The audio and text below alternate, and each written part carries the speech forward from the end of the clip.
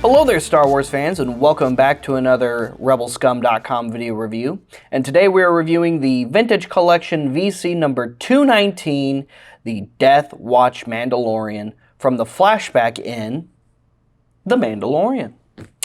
And this is another really awesome Mandalorian warrior. Of course, we've got the guy who saves little Din Djarin there in the flashback scene during the Clone Wars era where he's about to get taken out by a super battle droid, which was a really awesome scene, by the way. I remember, I remember before that episode aired, where we finally got to see the full flashback, of course, and the super battle droid's rearing up. He's getting ready to blast young Din there. I remember weeks before, leading up to that, all of the rumors and all the speculation where all kinds of different fans were saying all kinds of crazy awesome ideas.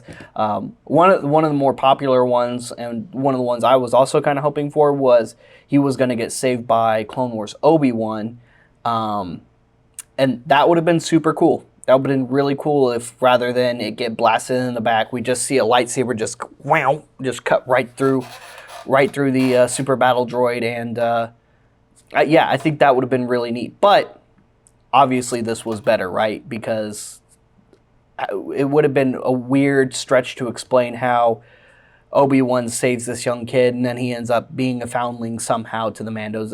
It made more sense for it to be Mandos that saved him and then raised him up. So anyway, here we have the Death Watch Mando. I really like the card back. You got a really good image of him right there. You know, just kind of standing proudly, prominently, holding his blaster. There's some like cinders in the background from blasts and war and stuff. On the back, you've got some of the other VC figures from this wave. And that's pretty much it for the card back. And here is the Mandalorian. I would really like to see, maybe in Season 3 of Mando, especially because of how hard Hasbro has gone in on this character, doing a VC figure, doing a Black Series figure, doing a helmet in their Black Series prop replica line, slash roleplay line, of course, as well. I think it's technically a roleplay line over a prop replica line, I guess. But you guys get what I mean. I would really like to see some flashbacks or maybe some kind of mini Mando series where we see this guy training Din, maybe being some kind of influential character, much like Jaster Muriel and Jango Fett in Legends. Or, you know, maybe he just saved the kid, dropped him off with some other foundlings in his clan, and went off and did his own thing. But I would definitely like to see more of this character, see what kind of role, if any, he had in Din Djarin's upbringing, aside from just simply saving his life from a super battle droid and whisking him away into the stars. Something. You know, I feel like we need something at this point, even if it's in the comics. You know, I'll even accept it in just the Marvel comics at least. You know, it would certainly be better than just simply printing frame for frame the episodes as they played out in Season 1 of The Mandalorian like they have been in the comics. Don't get me wrong. Don't get me wrong. The comic is awesome. And I'm sure I've come to this rant a couple of times. So if you're watching this rant again, I'm sorry if you don't like this rant. But don't get me wrong. I do like the comics. I do love that we got an adaptation for no reason at all, because we didn't need one. But if we're going to get a The Mandalorian comic about either Mandalorians or Din Djarin, it should be about something other than what happens exactly on screen as we watch it unfold, is all I'm saying. I'm just saying, you know, we don't need to rehash scene for scene what we've already watched, but this time read it with really nice artwork and pictures. I love the artwork. In fact, the artwork is fantastic, but we could have done better, I think. That's just me. Anyway, we're talking about the figure today. Here he is. He comes with his jetpack. He comes with his carbine. He comes with his blaster pistol. And that's pretty much it for his accessories. Overall, this figure is really great. I mean, much like the Black Series 6-inch release, he is fully articulated. He has the same accessories as the Black Series 6-inch version. Pretty much exactly the same.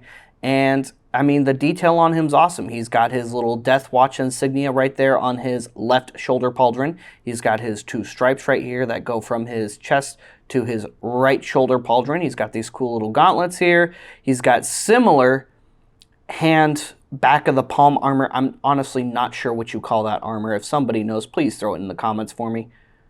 I've never known what you call that hand armor, unless that's simply just what it is, because it's not a gauntlet, you know. Or maybe it is. Usually when I think of gauntlets, I think of hand to wrist, not just hand only. I mean, hand only, it's, I don't know, I would say those are just gloves. Yeah, if somebody knows, please throw those up in the comments for me. But I love the blues. I love the purple jumpsuit, much like with some of the versions of Jango Fett. I love the purple jumpsuit. I think that's a really, really cool color to offset the grays and the blues. Jetpack looks good. Just like with the Black Series one, it is removable. Just pegs in right onto the back. There you go. Simple jetpack.